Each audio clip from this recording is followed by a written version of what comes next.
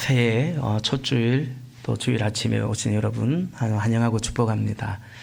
올 한 해도 하나님께서 우리에게 축복하시는데 주의 날을 구별하고 복주식으로 약속하셨는데 그 주의 날을 거룩히 구별하며 주시는 복이 넘치기를 바라고, 또 예배를 또 구별하여 하나님께 예배할 때 주시는 은혜와 복이 넘치기를 예수님의 이름으로 축복합니다.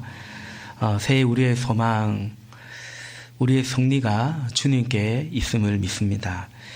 그러기 위해서 여러분, 우리는 하나님과의 관계, 특별히 예배에 승리해야 합니다. 우리가 새해를 맞아서 이런저런 결단들을 하는데 우리의 예배를 돌아보며 결단하는 것이 이 새해의 결단 가운데 참 필요하고 중요하고 복된 것입니다. 우리의 삶에 예배에 대한 선택과 결단은 그야말로 결정적으로 중요한 결정이고 선택입니다. 예배라는 worship이라는 말은 was, 가치 있는 ship, 지에게 그에 맞는 영광과 존경을 표하는 것을 의미한다. 이것이 이제 worship에 대한 하나의 사전적인 정의입니다. 그러니까 worship은 가치 있는 분에게 그에 맞는 가치 있는 것을 드리는 것이 예배입니다. 그래서 예배는 이 예배를 받으시는 분이 우리에게 어떤 분인가, 그것에 따라서 우리는 그분에게 그 신분에 맞게, 그 지위에 맞게 우리는 어떻게 우리의 가치 있는 것을 드릴 수 있겠는가. 사실은 이것이 예배입니다. 우리 히타를 좀 꺼주셔도 될 것 같습니다. 오늘 함께 나누고자 하는 메시지, 그래서 첫 번째는 예배란 하나님께 가치 있는 것인데, 예배란 하나님의 가치와 또 이 예배를 하나님이 얼마나 가치 있게 여기시는지, 그것에 대한 우리의 동의이고 우리의 반응이 예배입니다.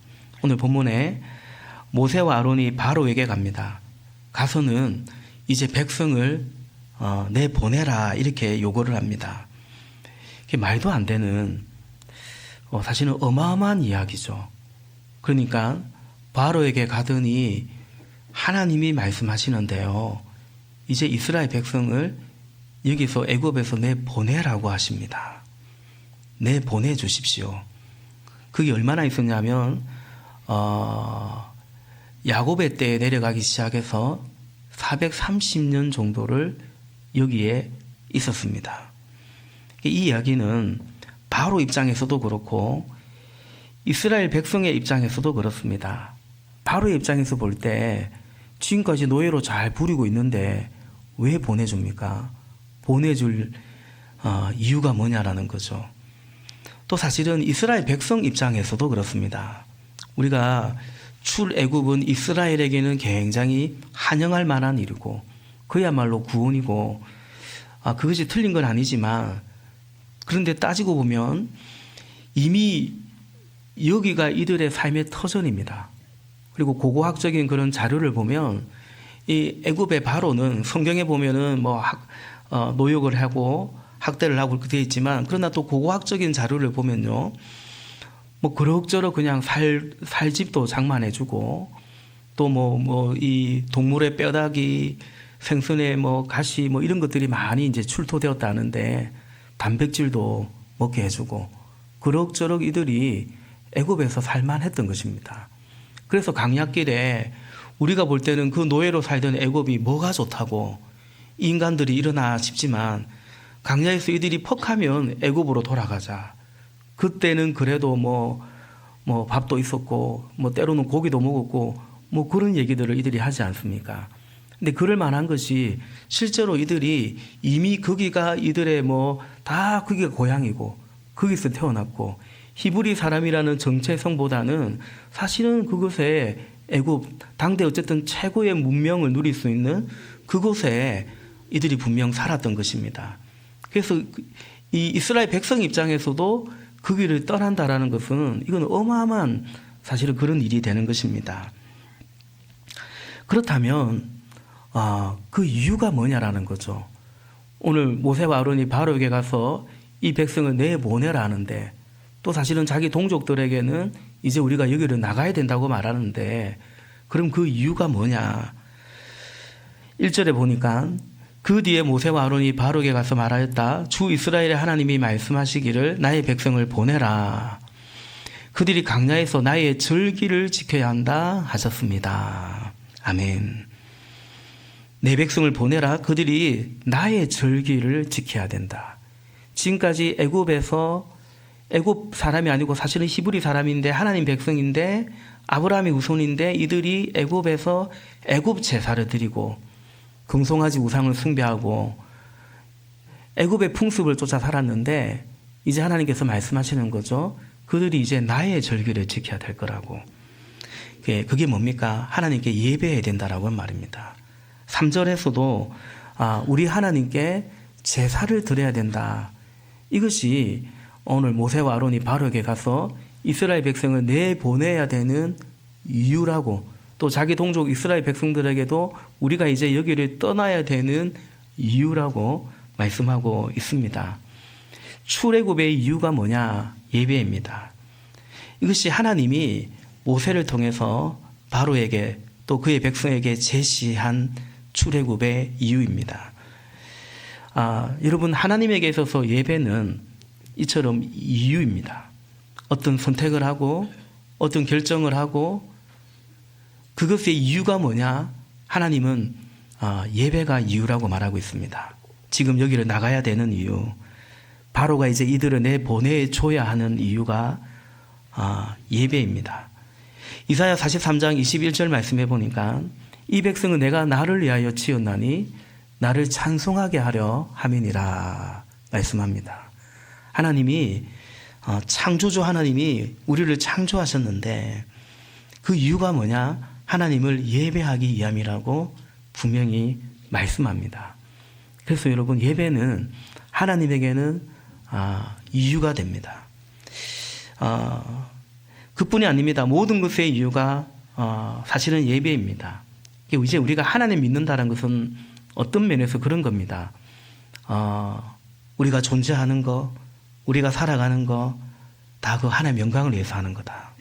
먹든지 마시든지 무엇을 하든지 하나님의 영광을 위해서 하는 거다. 그러니까 이게 이제 하나님 믿는다는 것은 이제 이것을 받아들이는 거죠. 그렇지. 하나님의 영광을 위해서 내가 존재하지.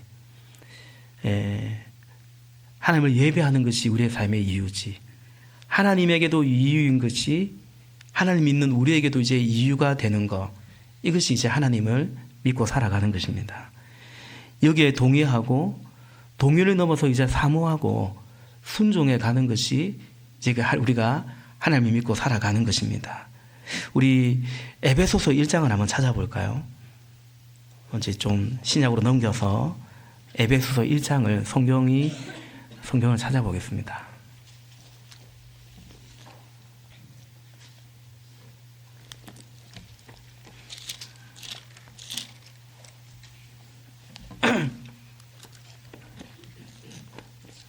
자, 우리 화면에도 띄워드립니다만은 한번 찾아보겠습니다. 에베소서 이제 3절부터는 찬송, 이 찬송의 내용이 곧 복음을 전하는 그 내용인데, 4절부터 6절까지 우리 한번 교독하겠습니다. 하나님은 세상 창조 전에 그리스도 안에서 우리를 택하시고 사랑해 주셔서 하나님 앞에서 거룩하고 흠이 없는 사람이 되게 하셨습니다. 하나님은 하나님의 기뻐하시는 뜻을 따라 예수 그리스도를 통하여 우리를 하나님의 자녀로 삼으시기로 예정하신 것입니다. 함께요. 그래서 하나님이 하나님의 사랑하시는 아들 안에서 우리에게 거저 주신 하나님의 영광스러운 은혜를 찬미하게 하셨습니다. 아멘. 에베소서도 초반부에는 이 복음, 이 구원의 복음에 대해서 말하는데 철저하게 구원은 하나님의 역사라는 거죠. 그래서 창조 전에 그리스도 안에서 우리를 택하고 사랑해 주셨다. 그리고 5절에 하나님의 그 기뻐하시는 뜻을 따라 예수 그리스도를 통하여 우리를 하나님 자녀 삼아 주셨다. 놀라운 은혜죠. 근데 우리가 여기까지만 잘 봐요. 6절까지 봐야 되는 거죠. 그렇게 한 것은 하나님이 그의 사랑하시는 아들 안에서 우리에게 거저 주신 그 하나님의 영광스러운 은혜를 찬미하기 위함이다. 하나님을 예배하기 위함이었다라고 말씀하는 거죠. 또 1장 11절과 12절 말씀도 우리 같이 한번 읽어보겠습니다. 시작. 하나님은 그리스도 안에서 우리를 상속자로 삼으셨습니다. 이것은 모든 것을 자기의 원하시는 뜻대로 행하시는 분의 계획에 따라 미리 정해진 일입니다. 그것은 그리스도께 맨 먼저 소망을 둔 우리로 하여금 하나님의 영광을 찬미하는 사람이 되게 하시려는 것이었습니다. 아멘. 하나님은 하나님의 그 원하시는 뜻, 계획을 따라 미리 정해진, 그러니까 하나님의 예지하시고 하나님의 예정하시고 그렇게 우리를 상속자로 삼아 주셨다라는 거죠. 근데 12절에 그것은 우리로 하여금 하나님의 영광을 찬미하는 예배하는 사람이 되게 하려 하셨다라는 거죠. 이스라엘 백성들을 이제 출애굽시켜서 그들이 이제 더 이상 애굽의 제사가 아닌 하나님을 예배하고 하나님의 절기를 지켜야 되는 것이 어쨌든 하나님이 바로에게 밝히신 출애굽의 이유였거든요. 에베소서 1장에서도 동일하게 말하는 거죠. 우리 에베소서 1장 13절 14절도 한번 같이 읽어보겠습니다. 여러분도 그리스도 안에서 진리의 말씀 곧 여러분을 구원하는 복음을 듣고서 그리스도를 믿었으므로 약속하신 성령의 나른을 받았습니다. 이 성령은 하나님의 소유인 우리가 완전히 구원받을 때까지 우리의 상속의 담보이시며 우리로 하여금 하나님의 영광을 찬미하게 하십니다. 아멘. 우리에게 성령을 부어주셔서 성령으로 인치셨어요. 그래서 내 믿음의 그 믿음이 나에게 있지 않고 성령님에게 있다. 성령이 우리에게 부어졌기 때문에. 근데 그렇게 성령을 부어주신 이유도 우리로 하여금 하나님의 영광을 찬미하게 하려 하심이라. 이렇게 말씀합니다. 창조하시고 구속하시고 하나님의 그 선하신 계획 안에서 예정하고 예지하고 그 성령을 보내주시고 그렇게 구속하셨는데 결정적으로 그리스도를 통해서 그렇게 구속하셨고, 근데 이 모든 것에 궁극적이고 근원적인 이유가 뭐냐? 우리로 하여금 하나님의 영광을 찬미하게 하려 하심이라. 분명히 말씀하고 있습니다. 여러분, 하나님에게 예배는 이처럼 참 중요한 이유입니다. 그 정도로 가치 있고 중요합니다. 하나님께서 이런 결정들을 내리시는데 계획하시고 말씀하시고 그리스도를 통해서 창세전부터 우리를 그리스도 안에서 택하시고 이제 때가 이름에 우리를 부르시고 성령을 부으시고 우리를 구속해 주시고, 근데 이 모든 것의 결정 그 이유가 뭐냐? 그 영광의 하나님을 찬양하게 하기 위함이었다라고 말하는 거죠. 그냥 우리를 하나님 자녀 삼아 주시기 위해서, 우리를 지옥 가는 우리를 구원하고 건져오고 구원해 주시기 위해서, 뭐 틀린 말은 아닙니다만은 거기까지가 아니라는 거죠. 그 은혜의 영광의 하나님을, 은혜 하나님을 찬양하기 위함이었다라는 것입니다. 그러므로 여러분, 예배란 이 예배에 대한 하나님의 이 가치에 대한 동의가 필요합니다. 하나님은 예배를 이렇게 생각하시는구나. 하나님에게 있어서 예배는 이런 거구나. 우리가 하나님을 믿고 예배한다는 것은 바로 그 하나님을 인정하고 하나님이 예배에 대해서 가지고 계신 그 가치를 인정하고 동의하고 우리도 그렇게 예배하는 것이 예배입니다. 하나님에 대한 가치, 하나님 말씀에 대한 가치가 우리의 예배로 그래서 드러나게 됩니다. 이 사실을 우리는 오늘 본문에서 확인할 수 있습니다. 죄송해요. 다시 출애굽기 5장으로 한번 돌아와 봅시다. 돌고 도는 겁니다. 출애굽기 5장으로 다시 돌아와서 우리 2절 한번 같이 읽겠습니다. 출애굽기 5장 2절 같이 읽습니다. 그러나 바로는 이렇게 대답하였다. 그 주가 누구인데 나더러 그의 말을 듣고서 이스라엘을 보내라는 것이냐? 나는 주를 알지도 못하니 이스라엘을 보내지도 않겠다. 아멘. 애굽의 이집트의 바로는 모세의 요구를 단번에 거절합니다. 그 주가 누구인데 나더러 그의 말을 듣고서 이스라엘을 보내라는 거냐? 야, 모세 너 지금 그거 말이라고 하냐? 이 자식 보게 이거 말이라고 하냐? 나는 주를 알지 못하니 이스라엘을 보내지도 않겠다. 정확합니다. 예배 때문에 보내라고 하니까 그걸 인정할 수 없죠. 하나님을 예배할 수 없는 거죠. 출애굽의 이유가 예배인데 그것을 동의하지 않고 인정하지 않는데 당연히 따를 수 없는 것입니다.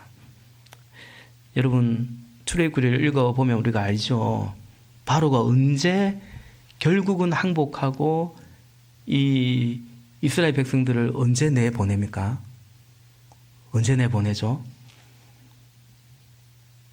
애굽에 10가지 재앙이 많은데 애굽의 모든 장자가 죽습니다. 하나님이 치십니다. 그때 바로가 두 손 두 발 다 들고 빨리 나가라고 합니다. 그러니까 자기들에게 노예는 소중한 거거든요. 가치 있는 거거든요. 근데 이스라엘 백성들, 바로에게 있어서, 애굽 사람들에게 있어서 이스라엘 백성들 노예가 가치 있습니까? 아니면 그들의 맏아들, 그들의 장자가 더 가치 있습니까? 그들의 장자가 더 가치 있죠. 그러니까 바로에게 가치 있는 것을 하나님이 치시니까 이제 그 가치 때문에 덜 가치 있는 것을 포기하는 것입니다.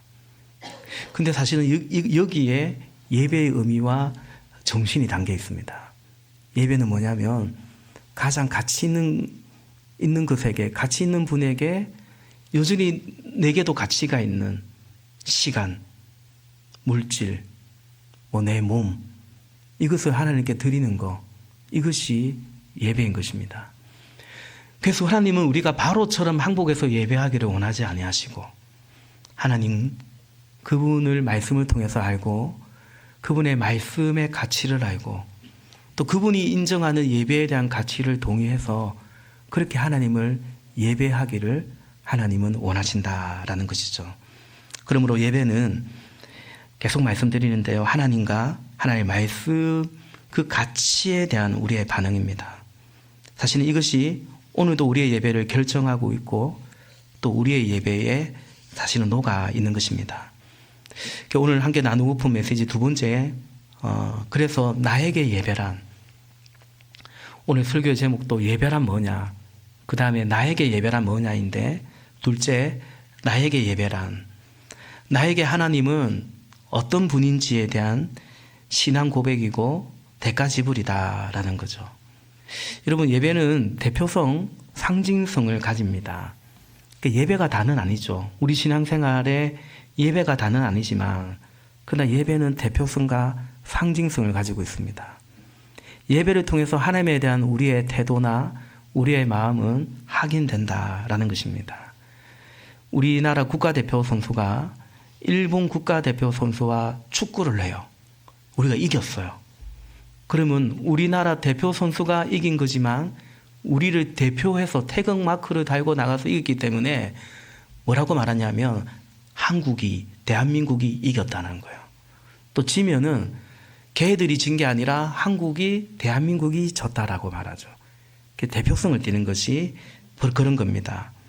하나님에 대한 나의 마음이 사실은 나의 예배에 담겨 있습니다. 그래서 아벨의 제물 안에 아벨이 담겨 있고 가인의 제사, 그 예배 안에, 제물 안에 가인이 담겨 있더라라는 것입니다. 창세기 4장 4절과 5절에 보니까 여호와께서 아벨과 그의 제물은 받으셨으나 가인과 그의 제물은 받지 않았다. 그러니까 제물과 그 제물을 바치는 제사자가, 예배자가 분리되지 않는다라는 거죠. 아벨의 제물 안에 아벨이 녹아져 있고요, 가인의 제물 안에 가인이 녹아져 있는 것입니다. 그렇습니다, 여러분. 나의 예배가 하나님에 대한 나의 믿음이요, 사랑이고 하나님 그분을 내가 어떻게 여기는지에 대한 우리의 모습이 되는 것입니다. 성경 곳곳에서 이것을 말하고 있어요.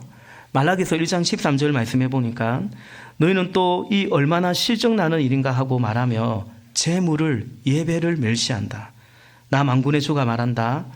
너희가 훔쳤거나 쩔뚝거리거나 병든 짐승을 재물이라고 가지고 오니 내가 그것을 너희에게서 달갑게 받겠느냐. 말라기 때 이스라엘 백성들이 이랬다는 거죠. 이 얼마나 실정나는 일인가. 또 주일이야? 뭔 또 절기가 이렇게 많고, 또 예배해야 돼? 이 얼마나 귀찮은가, 실정나는 일인가. 그리고 그렇게 주의 날을 재물을 멸시하는 거예요. 그러면서 훔쳤거나 쩔뚝거리거나 병든 짐승을 재물이라고 가지고 오는 거예요. 원래는 어떤 거 바쳐야 됩니까? 고운 거, 흠 없는 거, 점 없는 거 바쳐야 되거든요. 그러니까 예배는 준비해서 하나님께 드려야 되거든요. 근데 그거는 뭐냐? 이 돈이 되는 거예요. 팔아도 뭐 상품성이 높고 아까운 거예요. 그러니까 막 쩔뚝거리는 거, 눈문 거, 병든 거 이런 거 갖다 바치는 거예요. 이런 생각이 들죠. 언젠가 말씀드렸지만, 그러면 아까우면 안 바치면 되지. 안 바치면 될 거 아닙니까? 그럼 왜 바치냐? 와, 이 얼마나 실적 나는 거 하면서도 왜 또 꾸역꾸역 이렇게 또 제사하러 오냐? 찜찜해서 그러는 거죠. 찜찜해서. 하자니 아깝고 귀찮고, 안 하자니 찜찜하고, 한 대 팍 칠 것 같고, 또 아내나 또 부모님이나 안 가면 뭘 알 것 같고, 오늘날 그런 분들이 있을 수 있죠. 예. 적당히 신앙생활 하는 거죠. 적당히 예배하는 거죠. 그러니까, 예배는 나의 베스트이신 그분께 나의 베스트로 드려야 되는 건데, 그것이 워십인데,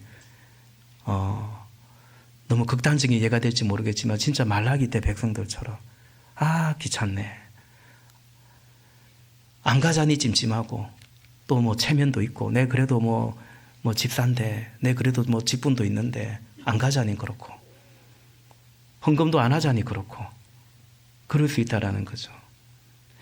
여러분, 그것이 그 예배가 그냥 예배만은 아니고, 그 당시 이스라엘 백성들이 하나님에 대한 인식이고, 믿음이었던 거죠. 정말 대조되는 게 뭐냐면, 창세기 22장. 하나님이 아브라함에게 말씀하십니다. 22장 2절에 네 아들, 네 사랑하는 독자 이삭을 데리고 모레아 땅으로 가서 내가 너에게 일러준 한 산 거기서 그를 번제로 드리라. 번제로 태워 바치라는 거예요. 100세에 낳은 정말 금쪽 같은 아들 이삭 아닙니까? 그리고 이제 수십 년이 지났거든요. 얼마나 정이 들고 그 아들을 바치라는 거죠. 하나님도 알아요. 하나님이 말씀하시잖아요. 너 사랑하는 아들, 외아들 이삭이라고 말하잖아요. 아브라함이 어떻게 하는가? 창세기 22장 12절 말씀해 보니까 아브라함이 하나님께 번제로 바쳐요. 그래서 이제 진짜 장작도 다 준비하고 번제로 드려야 되니까 이제 각을 뜨려고 칼로 진짜 이삭을 제물로 바치려고 하는데 하나님의 사자가 천사가 멈춰라. 아브라함을 말리죠. 그런 다음에 하나님께서 이렇게 말씀하시죠. 22장 12절에 네가 네 아들, 네 독자까지도 내게 아끼지 아니하였으니 내가 이제야 네가 하나님을 경외하는 줄을 아노라. 이렇게 말씀하시죠. 그래서 여러분, 예배 안에는 재물이 있습니다. 재물은 다른 말로 대가 지불입니다. 이것이 곧 예배의 더 나아가 하나님에 대한 우리의 가치이고 우리의 선택입니다. 오늘 본문에서도 그것을 사실은 말씀하고 있습니다. 이제 이들이 이스라엘 백성 입장에서도 애굽을 떠나야 되는 거예요. 그래야 예배할 수 있거든요. 우리가 예배에 대한 재물, 우리의 대가 지불이 뭔가? 첫째는 이 이집트를 떠나는 것입니다. 익숙한 것. 내가 거기에서 터전을 삼고 사실은 거기서 공급을 받고 내가 먹고 살던 그것을 떠나는 것입니다. 다시 말해 예배는 하나님에 대한 믿음의 제사인 거죠. 그것이 예배입니다. 내가 원래 살던 대로 살고자 하면 예배 못합니다. 누가 전도를 받아서 예수님을 믿어도 내 원래 살던 대로 살고자 하면 사실 예배하기가 어렵겠죠. 나 원래 주일날 막 이것저것 일하고 어디 놀러 가고 막 이래야 되니까. 그러면 뭐 예배하지 못하는 거죠. 내가 익숙한 거, 내가 의지하고 살던 것과 결별하는 거, 그게 바로 예배이고 사실은 믿음이죠. 두 번째, 오늘 본문에 보면 예배 안에 하나님께 바치는 예배가 되려면 제물을 드려야 되고 대가 지불인데 그게 뭔가? 4절 말씀 우리 같이 읽어보겠습니다. 4절 시작. 이집트의 왕은 그들에게 이렇게 대답하였다. 모세와 아론은 들어라. 너희는 어찌하여 백성이 일을 하지 못하게 하느냐. 어서 물러가서 너희가 할 일이나 하여라. 아멘. 일이나 하라고 합니다. 예배는 무슨 예배냐? 너희들 할 일이나, 이 자식들 보게 일이나 빨리 해. 그렇게 말합니다. 정확합니다. 예배를 위한 대가 지불과 제물이 뭐냐? 일을 떠나는 겁니다. 여러분 지금 일하지 않고 여기서 예배하고 있듯이 일을 떠나는 것이 예배입니다. 일을 왜 하냐? 일을 왜 합니까? 일을 하면 뭐가 오죠? 보상이 있기 때문이죠. 그러니까 일을 해야 그 보상이 있어야 그거 이제 믿고 살아가는데, 예배는 뭐냐? 그거 믿지 않고 하나님 믿고 살겠다라는 결단이죠. 주일 안식일을 주일을 거룩히 구별한 이유도 그거죠. 엿새 동안은 너희가 힘써 일하나. 그러면 그 일에서 사는 거거든요. 근데 일곱째가 되면, 주일이 되면 멈추는 거예요. 멈춰서 우리가 다시 확인하는 거죠. 일하는 것도 하나님의 은혜요. 내가 그 일 따라 일 믿고 살지 않고 하나님 믿고 살아가는 거지. 일을 중단하는 거죠. 그래서 하나님을 예배하면서 그래서 우리의 예배는 믿음의 제사인 것입니다. 물론 오늘날 어떤 공익적인 차원에서라도 뭐 경찰이든 소방관이든 일을 할 수밖에 없는 그게 있지만, 어쨌든 그 정신은 그런 겁니다. 그 일 따라 살지 않고, 그래서 다만 어디 뭐 월급 좀 더 준다 하면 그냥 막 그 일 따라가지 않고 하나님과의 관계 안에 살아가는 거, 그것이 하나님 믿음이요, 그것이 예배다라는 거죠. 그런 점에서 우리가 꼭 짚고 넘어야 가야 할 것이 있습니다. 마지막 오늘 함께 나누고 하는 메시지 세 번째는 이원론적인 삶 혹은 이원론적인 신앙에 대한 거듭된 진단과 처방에 속지 말아야 된다라는 사실입니다. 이원론, 이 사전적으로 이원론의 정의가 뭐냐면, 제가 설교 요약제도 적어놨는데요. 삶의 특정 영역을 다른 영역보다 특별하게 보는 것입니다. 이게 이원론입니다. 삶의 특정 영역을 다른 영역보다 특별하게 보는 거예요. 그런 면에서 여러분, 그리스도인들은 이원론적인 삶을 사실은 살아가는 것입니다.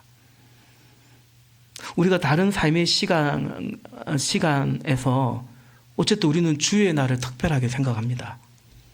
그리고 예배 시간도 특별하게 생각합니다. 삶의 다른 영역과 달리 특별하다고 인정하는 거죠.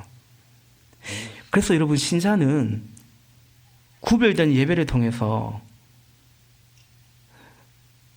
어쩌면 거룩한 이원론적인 삶을 통해서 이중적인 그런 삶과 신앙을 극복해 가는 것이 신앙생활입니다. 이중적이다, 이게 문제죠. 교회에서 모습과 다르고 세상에서의 모습과 다른 거예요. 주일날 하는 생각과 행동과 평일날 하는 생각과 행동이 다른 거예요. 그게 뭐예요? 그게 이중적인 거예요. 그럼 어떻게 그 이중적인 삶의 문제를 우리가 극복해 갈 수 있냐?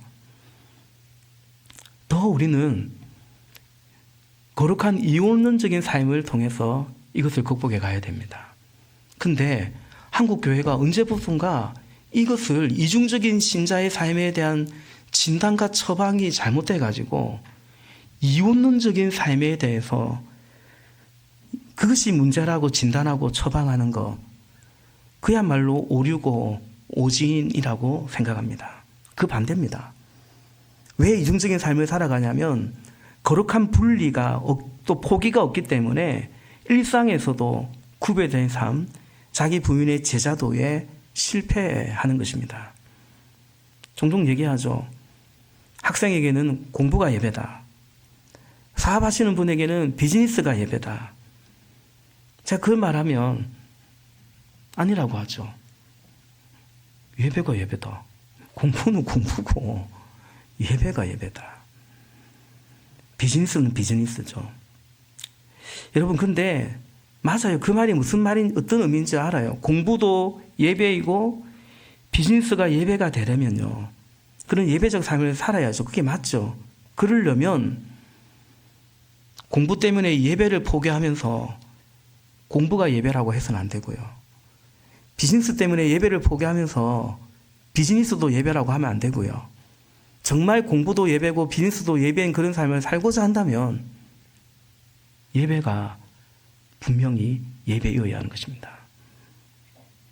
예배를 포기하고 하는 그것은 이미 그것이 예배일 가능성이 많습니다. 왜 예배를 포기하고 그것을 합니까? 어찌 보면 그걸 예배하고 있는 거죠. 하나님 아닌 다른 것을 믿고 살아가고 있는 것입니다. 그러므로 여러분, 우리 속으면 안 됩니다. 그리고 자신도 속이지 말고 서로 책임 회피하듯이 그렇게 속지 맙시다. 안 그래도 예배 못 가서 찜찜한 학생들에게 그래, 공부도 예배지, 복음처럼 들릴 수 있지만 같이 속아 넘어가는 겁니다. 여러분, 기억하십시오. 옳은 예배, 바른 교회 생활이 진정한 삶의 예배와 일상에서의 제자의 삶을 만들어냅니다. 교회 생활만 열심히 하면 안 되지만, 근데 진짜 교회 생활 제대로 열심히 했는가? 자기 원하는 교회 생활하고 원하는 선택적 교제하고 사실은 거의 그렇게 했는데, 그런데 마치 교회에서만 열심히 할 게 아니라 세상에서도 우리가 잘 살아야지 이러면서 오히려 교회 생활 더 소홀해져 버리면 과연 세상에서 옳은 신자로 살 수 있겠냐고요. 주의 날을 더 우리가 주의 날 잘 구별하고 그런 마음, 또 물질도 잘 구별하고 그렇게 할 때 나머지 것도 하나님의 주권을 인정하며 우리가 살아가는 거지. 과연 그것이 우리가 진정 일상에서도 제자의 삶을 사는 것에 해결책이 되냐? 아니라는 것이죠. 하나님께는 바른 예배를 드려야 합니다. 내가 정한 내 나름대로의 예배가 아니라 하나님이 정한 예배를 드려야 됩니다. 그런 말씀 드리죠. 구약의 출애굽기 레위기 이거 하다 보면 제사의 제도가 확 나오지 않습니까? 어디서 드려야 된다, 어떻게 드려야 된다, 어떤 방식으로 해야 된다, 어떤 날에 해야 된다. 근데 그 제사가 거의 다 번제거든요. 우리 죄를, 이스라엘 백성의 죄를 그 제사를 통해서 용서하기 위한 약속의 제사인데, 이 양 용서해 주는 거 그냥 쿨하게 좀 이렇게 좀 너그럽게 좀 덜 까다롭고 덜 까칠하게 좀 그냥 예배하면 제사하면 내가 용서해 줄게 이러면 되는데 왜 그렇게 엄격하냐고죠. 제사의 제도가. 보십시오. 원래는 하나님 말씀대로 살아야 되는데 그러지 않다면 그게 죄가 되고 그거는 심판을 받아야 되는데, 근데 하나님이 먼저 제사의 법을 말씀하셨어요. 먼저 우리의 구주를 보내주시겠다고 말씀하셨고, 그걸 인정하고 예배를 드리는데, 제사를 드리는데 또 제사법도 안 따른다면, 그러니까 예배에서조차도 하나님의 말씀을 따르지 않는다면, 예배에서조차도 내가 주인 노릇한다면, 그죠? 어떻게 회복될 수 있겠습니까? 어떻게 변화된 삶을 살 수 있겠는가? 라는 것입니다. 요한복음 4장 24절 말씀에 보니까 하나님은 영이시다. 그러므로 하나님께 예배를 드리는 사람은 영과 진리로 예배를 드려야 한다. 말씀합니다. 그냥 내 육신의 어떤 열정으로, 내 마음으로, 우리 찬양팀 막 악기도 잘 다루고 하니까 우리 그런 은사를 가진 분들 많거든요. 다만 그게 예배가 아닙니다. 하나님이 영이시니 예배하는 자는 영과 진리로 예배해야 됩니다. 그러므로 예배하는 자는 항상 나는 예배할 자격이 안 된다는 것을 인정하고 시작합니다. 영과 진리로 예배 드려야 되는데 그거 우리에게 없는 거예요. 하나님이 부어주셔야 되는 거예요. 그 예배는 어디로부터 시작되냐면 하나님 주님 은혜 아니면 나는 예배할 자격이 안 됩니다. 그래서 그리스도의 공로를 의지하고 주의 보혈을 의지하고 성령의 임재를 사모하고 바로 그것이 예배의 시작인 것입니다. 그렇게 예배하는 거죠. 하나님은 이 예배자를 찾으신다고 말씀하세요. 그 찾는다는 것은 많지 않다는 거예요. 많으면 찾는다는 표현을 쓰지 않죠. 복음서에 예수님이 구원받는 자가 적을 거라고 했어요. 그 적다라는 것은 도대체 어느 정도가 적다인지는 확실히는 모르지만 분명한 것은 많다 적다가 아니라 적다고 했으니까 100으로 따지면 49%가 되면 적은 거거든요. 가반수를 넘어야 많은 거잖아요. 구원받은 자가 적다라고 한 것은 최소한 그 정도일 거다. 심지어 내가 마지막 날에 믿는 자를 찾겠느냐고 말씀하신 것처럼. 신앙생활이라는 것은 구원의 확신을 가지죠. 그러나 빌립보서 2장의 말씀처럼 두렵고 떨리는 마음으로 우리의 이 구원의 여정을 이루어가는 거죠.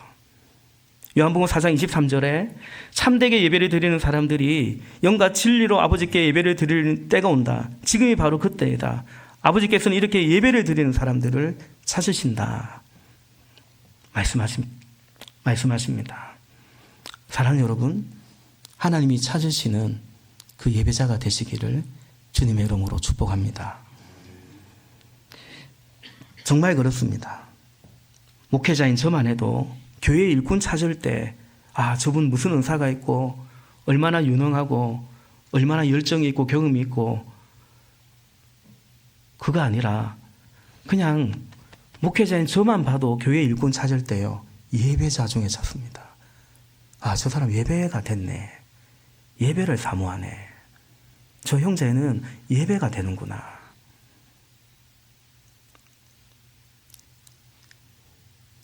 저만 해도 예배자를 찾는다면 하나님은 정말 그럴 거예요. 제가 자주 말씀드리죠. 하나님이 쓰는 사람의 1차 서류 검증이 뭐냐. 우리 어디 들어가려면 1차 서류 통과해야 되잖아요. 그게 예배자입니다. 예배로부터 통과돼야 됩니다. 그 다음에 무슨 은사도 있고 열정도 있고 또 경험도 있고 그러면 더 좋겠죠. 그런데 일단 예배가 안 되면 아닌 거죠. 제가 이제 우리 교회는 좀 이것이 좀 나름대로 엄격합니다.